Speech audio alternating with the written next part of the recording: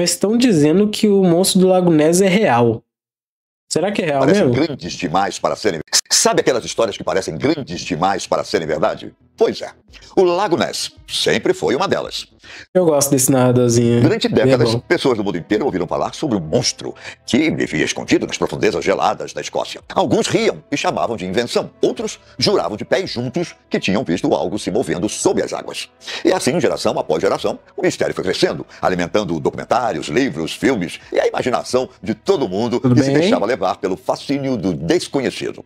Mas agora, depois de tanto tempo, Tá sim. novas provas surgiram.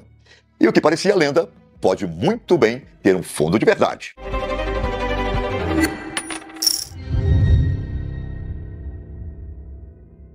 A equipe de cientistas que explorava a profundeza do Lago Ness disse, nesta noite, que fez contato por sonar com um grande objeto não identificado.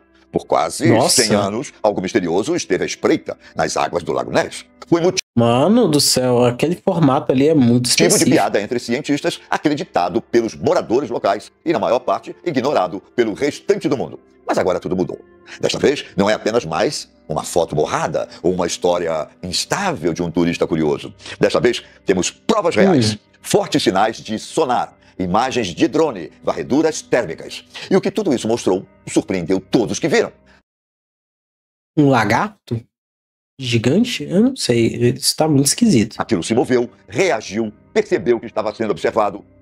Não foi um truque de luz, nenhuma sombra passageira. Era real, estava vivo e não deveria estar ali. Ao redor do mundo, as pessoas começaram a fazer a mesma pergunta. Será que o monstro do Lago Ness realmente existe? Esta não é apenas mais uma história.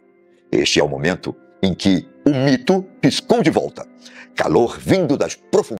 Ah, mano, vocês acham mesmo que existe esse monstro? Enquanto o sonar e as câmeras seguiam o objeto, algo mais apareceu nas varreduras térmicas. No mesmo ponto, o equipamento detectou uma assinatura térmica quente. Não era quente, mas se destacava claramente contra a água fria. Não tremeluzia como a luz do sol, nem se movia como uma máquina. Permanecia estável, quente, viva. Esse padrão de calor parecia algo que pudesse controlar sua temperatura corporal, semelhante ao que os mamíferos fazem. Isso significava que provavelmente era endotérmico, de sangue quente. Essa descoberta chocou a equipe. Ó, endotérmico é capaz de regular a temperatura sem depender de fontes externas. Ectotérmicos dependem de fontes fora do seu corpo para regular a temperatura corporal. Os endotérmicos geram mais calor metabólico que os retém. Os ectotérmicos produzem menos e não retêm. Eles precisam alimentar com mais frequência do que os ectotérmicos. E o número de mitocôndrias por célula é informações que a gente não precisa. Não se encaixava na teoria comum de que Ness poderia ser um réptil de sangue frio, como um plesiosauro. Essa criatura tinha calor, estava viva e era diferente de tudo que eles já tinham visto. O dia em que tudo mudou. No início da primavera de 2025, engraçado que ninguém falou nisso, né? uma nova equipe de cientistas voltou ao Lago Ness. Eles não esperavam muito, apenas mais uma varredura rotineira do lago, usando a melhor tecnologia atual. Chamaram isso de Projeto Varredura Profunda 2. Nomeado em homenagem a um projeto similar feito em 1987. Mas desta vez, as ferramentas eram melhores, máquinas de sonar avançadas, drones subaquáticos e kits de teste de DNA ambiental.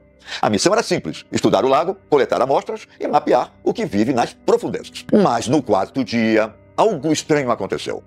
Exatamente às 6h42 da manhã, Galarto. um operador de sonar notou algo na tela. Um grande objeto com quase 9 metros de comprimento estava se movendo nas profundezas da parte norte do lago. E não estava à deriva como um tronco, estava nadando. A equipe entrou em ação, lançando drones subaquáticos para seguir a criatura. Por quase 3 minutos, eles a acompanharam enquanto deslizava suavemente pela água. Ela não desapareceu nem sumiu, como outras leituras de sonar do passado. Manteve sua forma, moveu-se em velocidade constante e apareceu em mais de um sonar. A forma como se movia, lenta e semelhante a uma serpente, não combinava com nenhum peixe ou objeto flutuante. Antes do sonar e dos satélites, antes dos testes de DNA e dos drones de águas profundas, as pessoas já acreditavam que algo vivia no lago. Elas sentiam isso, viam sinais disso, contavam histórias sobre isso. Sim, mas vamos... Evidencia, por favor. Um dos primeiros relatos veio do ano 565 depois de Cristo. um monge irlandês chamado São Columba teria visto uma enorme criatura aquática no rio Ness. Segundo a história, a criatura já havia atacado um homem e estava prestes a atacar novamente quando Columba levantou as mãos e ordenou que a criatura voltasse Tá bom, para as fodão. profundezas. A criatura parou e recuou. Tá. Uhum. Nossa, acreditei. O cara criou o WhatsApp Algumas pessoas 2. acham que essa história era uma fábula religiosa. Outras acreditam que foi o primeiro registro do monstro do Lago Ness. Essa história não era única. Nas terras altas da Escócia, Pelo amor de antigas Deus, né? lendas falavam de criaturas chamadas Kelpies. Eu aparei. Eram espíritos Tá bom. misteriosos que viviam em águas profundas. Podiam Isso me parece um cavalo.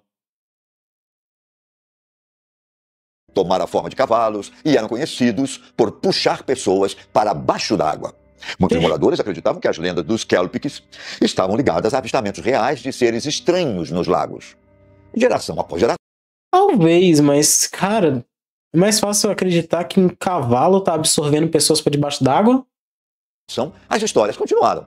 Elas alertavam as crianças para ficarem longe da água. Descreviam criaturas enormes, com pescoços longos e corpos gigantes. Os detalhes mudavam com frequência, mas uma coisa sempre permanecia: a sensação de que algo observava do fundo.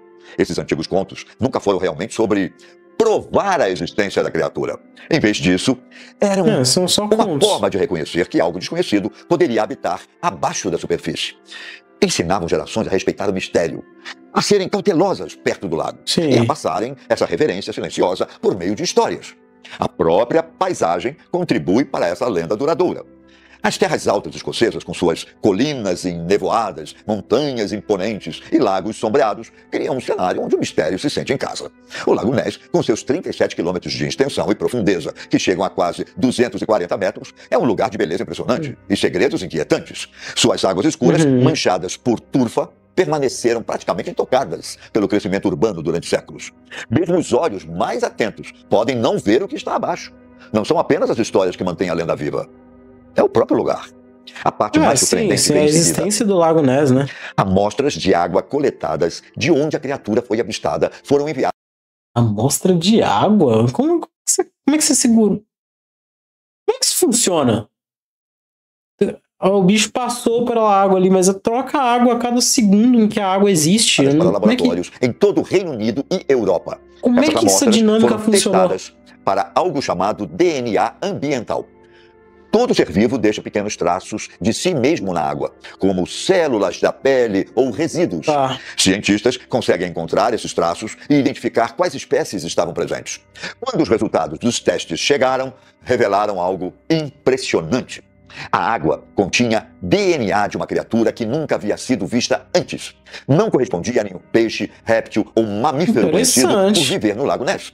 Não era salmão, não era uma enguia e não era nenhum animal migratório conhecido. Todos os laboratórios confirmaram a mesma coisa. Havia um novo tipo de vertebrado aquático no lago, algo que não existe em nenhum banco de dados mundial. A notícia se espalhou rapidamente. Sussurros viraram manchas. Aí temos coisa, hein? Aí agora nós temos material para trabalhar. Cientistas céticos agora prestavam atenção. Será que isso finalmente era prova de que algo desconhecido esteve escondido nas profundezas por séculos? Aqueles que estavam lá no momento da descoberta acreditam que a resposta foi sim. Testemunhas que mantiveram suas histórias.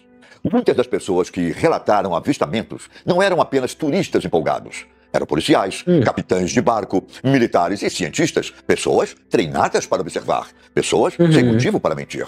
Algumas viram formas logo abaixo da superfície. Outras relataram ondulações inexplicáveis ou volumes deslizando pela água. Volume deslizando Seja lá, você ele. produtor de conteúdo ou só queira mandar uma mensagem em outro idioma, a VMEG é para você. Ela traduz, dubla e sincroniza sua voz em mais de 170 idiomas. E você já... Eles descreveram o que viram em termos simples, mas claros. Um corpo longo, um movimento suave, uma forma rompendo a água e depois desaparecendo. Muitos descreveram um pescoço longo, uma série de ondulações e um movimento que era suave demais para ser um tronco ou o rastro de um barco. O que tornava esses relatos ainda mais fortes era a semelhança entre eles. Essas pessoas não se conheciam. Muitas vinham de tempos e origens diferentes. Ainda assim, suas histórias batiam. A mesma forma, o mesmo movimento, o mesmo desaparecimento repentino. Vez após vez, as descrições coincidiam. Um deslizamento suave pela água, um pescoço. Mas esse bicho vive esse tempo todo? Ou deixou filhos? Sei lá, mano. Pescoço longo, às vezes ondulações, sempre silencioso, sempre repentino. Muitos avistamentos aconteceram no início da manhã ou no final da tarde, quando o lago está calmo, quando a luz é suave, quando a água reflete como um espelho. Pesquisadores que estudaram esses padrões acreditam que não são aleatórios. Alguns dizem que a criatura pode ser mais ativa em baixa luz. Outros acreditam que as condições silenciosas facilitam perceber algo. Ainda assim, a consistência nos relatos é difícil de ignorar. As condições costumavam ser as mesmas. A maioria dos avistamentos ocorreu cedo pela manhã ou ao pôr do sol. A água estava calma, o ar parado e a luz baixa. Nesses momentos silenciosos, a superfície do lago agia como um espelho. Era o cenário perfeito para ver algo estranho se estivesse lá. Uma lenda se torna uma obsessão. Tudo mudou na década de 1930. Foi quando o mistério do Lago Ness se espalhou muito além das terras altas e capturou a atenção do mundo. Quando começou a construção do canal Caledoniano e de uma nova usina hidrelétrica em Fort August.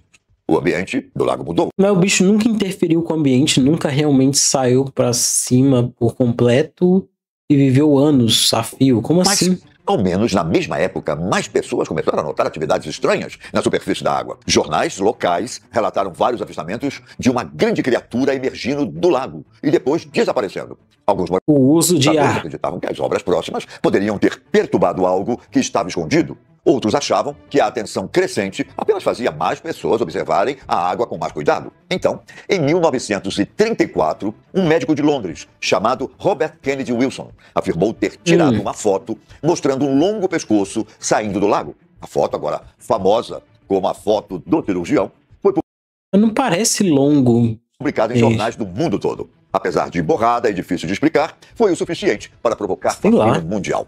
Mais tarde, revelou-se que era uma farsa, apenas um modelo em um submarino de brinquedo. Mas o estrago, ou talvez a magia, não estava feito. O mundo acreditou, e o Lago Ness nunca mais foi o mesmo desde então. Os avistamentos virou um grande passeio turístico. Só aumentaram.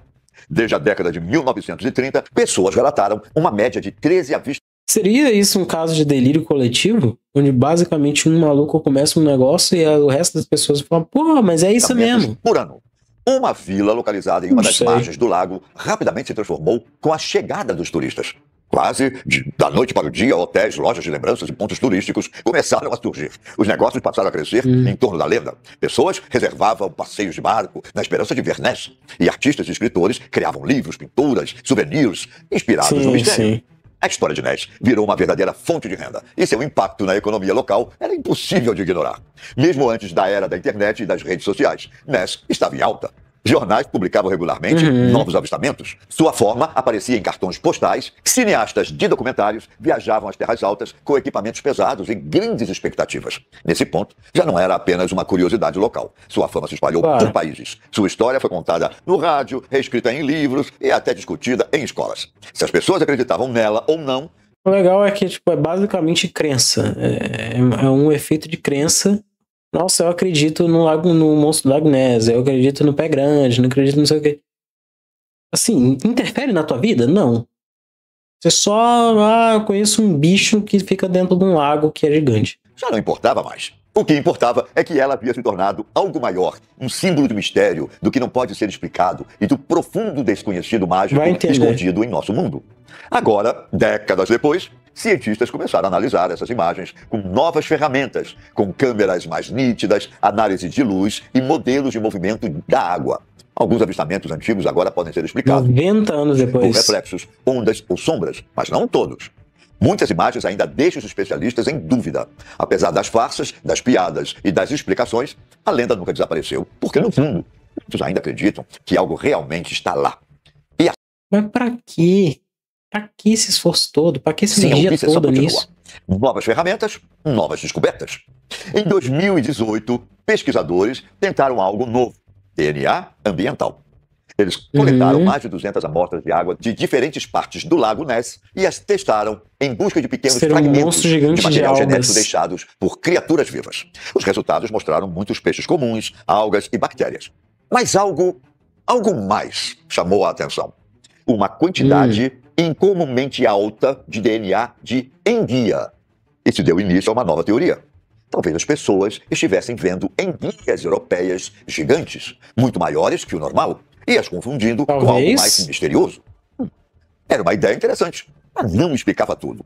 O tamanho, a forma e o movimento descritos pelas testemunhas oculares não combinavam totalmente nem mesmo com as maiores enguias conhecidas. O mistério ainda tinha espaço para crescer.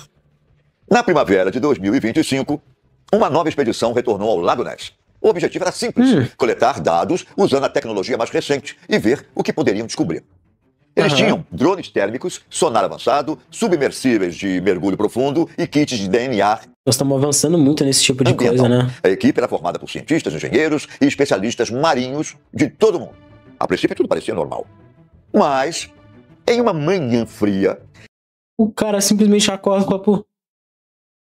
Deixa eu achar uma cobra debaixo d'água, mano.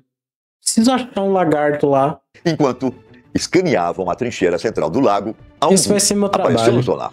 Era um objeto com cerca de 9 metros de comprimento, movendo-se lentamente, mas de forma constante. Não flutuava, não derivava, nem se desfazia como troncos. Movia-se em um caminho controlado e fluido, como se soubesse exatamente para onde estava indo.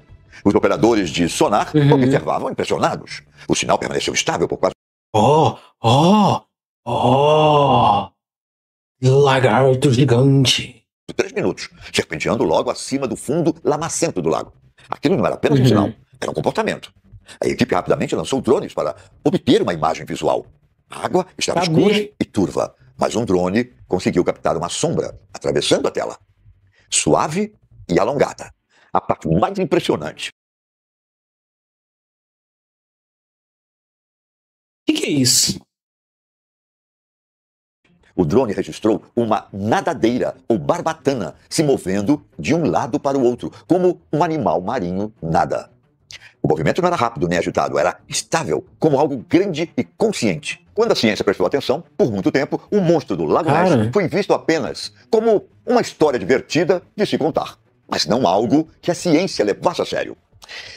Em 1987... Meu Deus, é muito esforço por causa de um peixe. É um peixe, é um peixe que a gente não conhece, mas é um peixe. Um grupo de pesquisadores lançou um projeto chamado Operação Varredura Profunda. Eles alinharam 24 barcos ao longo da largura do lago e usaram equipamentos de sonar para escanear abaixo da superfície. Foi uma das maiores buscas científicas por Ness já tentadas. Ao longo de vários dias, o sonar captou vários objetos grandes se movendo na água. Não eram troncos nem peixes. Estavam em profundidade. Eram grandes e estavam se movendo. Mas ninguém pôde dizer com certeza o que eram. Os resultados foram interessantes, mas não bastante para convencer o mundo. Ainda assim, a Operação Varredura Profunda marcou um ponto de virada. A ciência havia oficialmente se juntado à busca.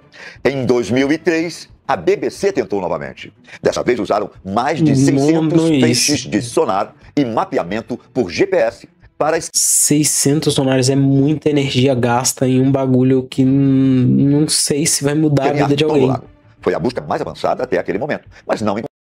Beleza, se a gente conseguir encontrar uma das maiores criaturas que a gente conhece, mas a gente precisa gastar tanto dinheiro nisso? Sério? Encontraram nada. Muitos cientistas consideraram isso como prova final de que nada em comum estava ali. Mas outros argumentaram que o lago era simplesmente difícil demais para ser explorado de forma adequada. A água é escura e lago, e cheia não é um oceano, não é um rio, não é um O lago é muito profundo, com vales e reentrâncias estranhas. E mesmo os melhores equipamentos podem não detectar tudo. Um cientista disse, não encontrar algo não significa que ele não esteja lá. E esse pequeno pensamento manteve o mistério vivo. Um DNA que não combinava com nada. A vila...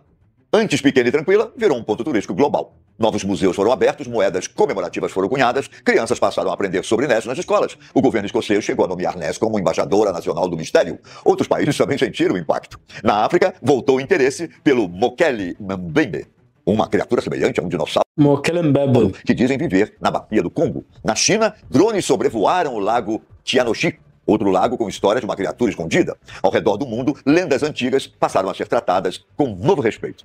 Comunidades que antes tinham suas histórias ignoradas, agora eram convidadas a compartilhar o que sabiam. Pesquisadores queriam ouvir o que os mais velhos e os habitantes locais tinham a dizer sobre criaturas estranhas, principalmente, e avistamentos antigos. O que antes era motivo de riso, agora se tornava conhecimento valioso. Quando a ciência Será? Será realmente valioso? Sei. Beleza, vamos procurar as informações. E mitos se tornaram um só. A descoberta do Lago Ness fez mais do que surpreender os cientistas. Forçou-os a fazer perguntas maiores. Por mais impossível que pareça, isso... Eles vão ter que trabalhar para entender se o bicho existe ou não. Seria um vestígio de algo que deveria ter desaparecido há 65 milhões de anos. Seria isso? Durante décadas, o monstro do Lago Ness foi visto como nada mais que uma história divertida, algo para crianças, turistas ou documentários noturnos. Mas agora, com dados, vídeos, escaneamento térmicos e um DNA incomparável, tudo mudou. Uma nova palavra começou a circular nos meios acadêmicos. Criptozoologia. Era o estudo de... Pseudociência folclórica. Que procura demonstrar a sobrevivência de espécies de animais extintas. Pseudociência, pra mim, já complica tudo. Criaturas que poderiam existir, mas ainda não haviam sido comprovadas. Aí não já era mais fica vista ruim como pra uma mim. fantasia exagerada. Essa área começou a crescer. Universidades abriram pequenos departamentos focados no estudo de fenômenos biológicos desconhecidos. Eles não estavam atrás de monstros. Faziam perguntas sérias usando métodos científicos. Que outras criaturas poderiam estar por aí, hã? O que mais foi ignorado por parecer estranho demais? Estudiosos começaram a trabalhar com historiadores, contadores de histórias e anciãos locais. Eles perceberam que muitas lendas antigas podiam estar baseadas em encontros reais passados. Tipo, o pé grande. Na verdade, só isso vem na minha cabeça imediatamente. Mas muita coisa pode ir. Agora os malucos vão entrar numa pira de se existe ou não. Geração em geração. Pela primeira vez, histórias e ciência estavam trabalhando juntas. A grande pergunta, uma vez que o Lago Ness provou que algo... Pela primeira vez, tem certeza?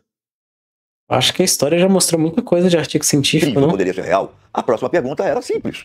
O que mais está por aí? Equipes de cientistas começaram a explorar outros lagos remotos, fotos oceânicas profundas e florestas não mapeadas, usando sonar, drones e testes de DNA ambiental para buscar o desconhecido. Viajaram para lagos congelados na Sibéria. Eu acho que já era algo ser válido de fazer independente, né? Porque os biólogos sempre tentam categorizar, catalogar e compreender a vida na Terra, né? Num sentido geral. Então, se a gente tem muito... A vastidão do oceano é absurda. Então, a gente deve ter muita espécie que a gente desconhece por aí. Dolinas na América Central e fossas oceânicas profundas que ninguém havia visitado antes. E não estavam fazendo isso sozinhos. Trabalhavam em conjunto com povos indígenas, cujas histórias frequentemente traziam pistas sobre a Terra e suas criaturas. Cientistas passaram a escutar de maneira como nunca antes. Deixando de considerar uma piada de gente louca e parando pra pensar, pô, se a mesma história repassa, talvez a gente dando uma atenção pra essa história, a gente entenda o significado verdadeiro dela. Combinaram tradição e tecnologia. O que começou como uma sombra no lago tornou-se algo muito maior. A linha entre lenda e realidade havia mudado, e ao redor do mundo as pessoas voltaram a olhar para a escuridão, não com medo, mas com curiosidade e admiração. E aí, o que você acha que realmente vive no Lago Ness? Compartilhe sua teoria nos comentários. E obrigado pela companhia. Eu que agradeço pelo vídeo. O vídeo foi interessante até. Mas, meu Deus do céu, gente, que busca enorme por um peixe, hein?